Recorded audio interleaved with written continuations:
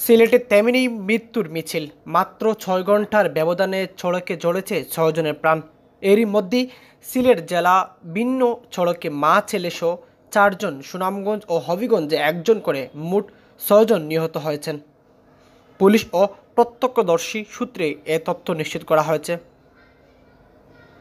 রোববার ১০ সেপ্টেম্বর রাত ৮টার দিকে সিলেটের উসমানীনগর উপজেলা তাজপুরে রাস্তা পারাপারকালে প্রাইভেট কারে চাপা মা ও ছেলের মৃত্যু হয়।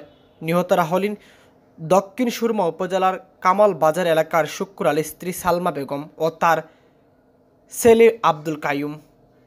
তারা তাজপুর বার্ড চক্ষু হাসপাতালে পাশে একটি বাসা ভাড়া থাকতেন।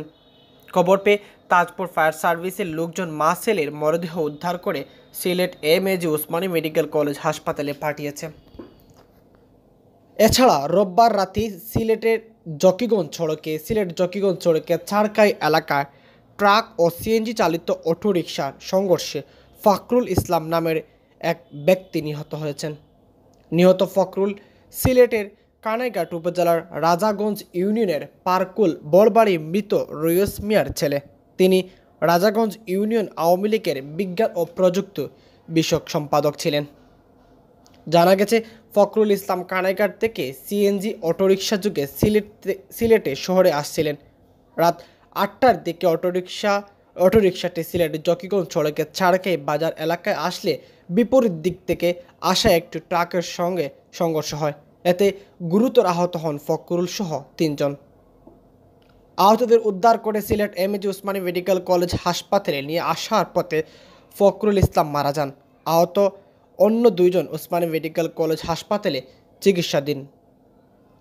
একই দিনে বিকাল ৪টার দিকে সুনামগঞ্জ দোয়ারা বাজারের মোগলা বাজার মোল্লাপাড়া পয়েন্টে মোটরসাইকেলের ধাক্কায় নয়ন মিয়া নামে অবসরপ্রাপ্ত বিজিবি এক সদস্য মারা গেছেন। তিনি উপজেলার সুরমা ইউনিয়নের মোহাম্মদপুর গ্রামের মৃত নুরুল আমিনের ছেলে। পুলিশ ও স্থানীয় সূত্রে জানা যায়, নয়ন মিয়া স্থানীয় মোগলা বাজার থেকে বাড়ি ফেরার পথে পেছন থেকে মোটরসাইকেলের ধাক্কায় গুরুতর আহত হন। এ সময় স্থানীয়রা তাকে উদ্ধার করে প্রথমে দোয়ারাবাজার উপজেলা স্বাস্থ্য কমপ্লেক্সে পাঠান। গুরুতর অবস্থা যেখান থেকে Sylhet MAG Osmani medical college হাসপাতালে নেওয়ার পথেই তিনি মারা যান। দুর্ঘটনার জন্য দায়ী মোটরসাইকেল চালক ফজলুল করিমকে আটক করেছে পুলিশ। তিনি উপজেলার লক্ষ্মীপুর ইউনিয়নে ভাঙ্গাপাড়া গ্রামের আব্দুল শহীদের ছেলে। দোয়ারাবাজার থানার ভারপ্রাপ্ত কর্মকর্তা ওসি বদরুল হাসান ঘটনার সত্যতা নিশ্চিত করেছেন। এদিকে বিকেল ৫টার দিকে সিলেট মহানগরের এয়ারপোর্ট থানাধীন ফাজিল নিঃশত এলাকার সড়কের পাশ থেকে এক ব্যক্তির মরদেহ উদ্ধার করেছে পুলিশ। নিহত উত্তম সিলেট জালালাবাদ থানাধীন করের পাড়া এলাকার বাসিন্দা ছিলেন।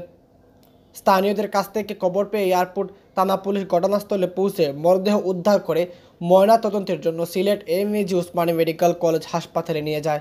এয়ারপোর্ট থানার ভারপ্রাপ্ত কর্মকর্তা ওসি মঈনুদ্দিন শিপন মরদেহ উদ্ধারের বিষয়টি নিশ্চিত করে বলেন, মৃত্যুর বিষয়ে নিশ্চিত হতে মরদেহ ময়নাতদন্তের জন্য ওসমানী মেডিকেল কলেজ হাসপাতালে মর্গে পাঠানো হয়েছে।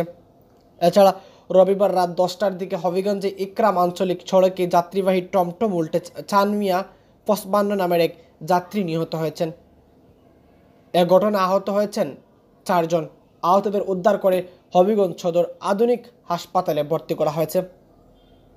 নিহত চানমিয়া হবিগঞ্জ জেলা বানিয়াচং উপজেলার উত্তর সাঙ্গর গ্রামের সুরুজ মিয়ার ছেলে।